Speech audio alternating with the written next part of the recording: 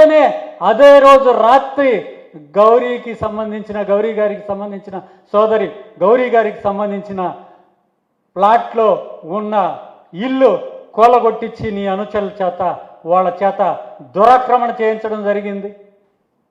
ఇలాంటి కార్యక్రమాలు రూరల్ నియోజకవర్గంలో ఎన్నో చేశావు. ఎంతమంది వ్యాపారాల్ని భగ్నం చేశావు, వాళ్ళ కడుపు కొట్టి నీ కిందకి తెచ్చుకున్నావు. ఇవన్నీ చాలా ఉన్నాయి. ఒక హిస్టరీ ఉంది ఇక్కడ. నెల్లూరు రూరల్ నియోజకవర్గంలో కానీ నెల్లూరులో కానీ ఎప్పుడూ జరగనంటి అరాచకాలు నువ్వు ఎమ్మెల్యే అయిన తర్వాత అది ఈ కూటమి ప్రభుత్వం తరపున ఎన్నిక కాబడిన తరువాత ఎన్నో అరాచకాలు జరుగుతున్నాయి. ఇక్కడ ఎన్నో దోపిడీలు జరుగుతున్నాయి. గుణాంతరం తీస్తే చాలు, ఇండ్లు కట్టుకోవాలని గుణాంతరం తీస్తే చాలు నీ మనుషులు వెళ్ళిపోతున్నారు. వాళ్ళను సతాయించి డబ్బులు పీక్క తింటున్నారు. శ్రీధర్ రెడ్డి గారు ఇంకొక విషయం చెప్తున్నా. నేను పుట్టుకతో ఐశ్వర్యవంతుడిని. రాజకీయాల్లోకి వచ్చిన తర్వాత నా ఆస్తులు పోగొట్టుకున్నా. పెద్ద కారుల్లో తిరిగేవాడిని, చిన్న కారులో తిరుగుతున్నా. ఈ రోజుకి బాడిగింట్లో ఉంటున్నా. తమరు సార్, తమరు రాజకీయాల్లోకి వచ్చిన తర్వాత తమరు ఆస్తులు ఏ విధంగా పెరిగినాయి, తమరు ఎన్నెన్ని ఆస్తులు కొన్నారు. మయసభను మించి కనపడే ఒక మాయామహల్ని మాగుంట లేఅవుట్లో కొన్నావు.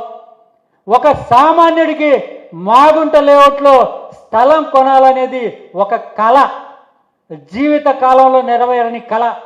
కానీ తమరు చీటికల్లో కొనేశారు. మీరున్న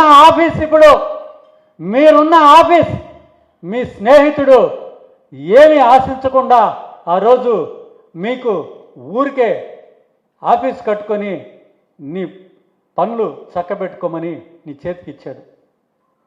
దాన్ని మీరు ఎమ్మెల్యేగా గెలిచిన తర్వాత, అధికారంలోకి వచ్చిన తర్వాత చౌక ధరకి వాళ్ళని బెదిరించి కొనుక్కున్నావు. అలాగే మాగుంట లేఅవుట్లో లెక్చరర్స్ కాలనీలో ఒక డాక్టర్ని బెదిరించి ఎంత చౌకగా ఆయన బిల్డింగు తీసుకున్నావో ప్రజలందరికీ తెలుసు. అయ్యా, మీ నలుపు పెట్టుకొని ఇతరుల్ని మీద బురదేసే ప్రయత్నాలు కొనసాగించడం అనేది కరెక్ట్ కాదు. ఇకనైనా తెలుసుకోండి. మీరు చేసే పనులు ప్రతి ఒక్కరికి తెలుస్తున్నాయి. మీరు చేసే ప్రతి పనిని ఇంకా ఎండగట్టేదానికి మేము రెడీగా ఉన్నాం. మీ బెదిరింపులకి మీరు కేసులు పెట్టేదానికి మేము బెదిరిపోయే ప్రసక్తే లేదు. ఇప్పటికే నా మీద ఆల్రెడీ కేసులు పెట్టించున్నావు. ఇప్పుడు కూడా ఇంకో కేసు పెట్టించేదానికి తయారవుతా ఉన్నావు. కేసులే కాదు, నా మీద ఫిజికల్ అసాల్ట్ చేసేదానికి కూడా నువ్వు ప్రయత్నం చేశావు. జరుగుతుంది, అది కూడా జరుగుతుంది. నాకు తెలుసు. మీ హ్యాండ్ ఓవర్లోనే మీరు మీ సోదరుడు కలిసి నా మీద ఫిజికల్ అసాల్ట్ చేసేదానికి కూడా మీరు సిద్ధపడుతున్నారనేది నాకున్న ఇన్ఫర్మేషన్. ఖచ్చితంగా జరుగుతుంది. వాటన్నిటికీ సిద్ధమయ్యే మీకు వ్యతిరేకంగా నిలబడున్నా మీరు ఎన్ని ఇలాంటి కేసులు కానీ ఎంత అసాల్ట్ కానీ చేసినా కూడా నేను ఈ పార్టీని వదిలే ప్రసక్తి లేదు. జగన్మోహన్ రెడ్డి గారి నాయకత్వంలో, ఆనం విజయ్ కుమార్ రెడ్డి గారి నాయకత్వంలో నేను ఖచ్చితంగా పనిచేస్తానని మీకు ఈ మీడియా ద్వారా తెలియజేస్తున్నా. మీరు చేసే పనులు ప్రజలకి ఏ రోజుకు ఆ రోజు తెలియపరిచే కార్యక్రమం చేపడతాం. ఈరోజు దాకా భయపడి కొంతమంది వెనుకున్నారు. మీకు తెలీదు.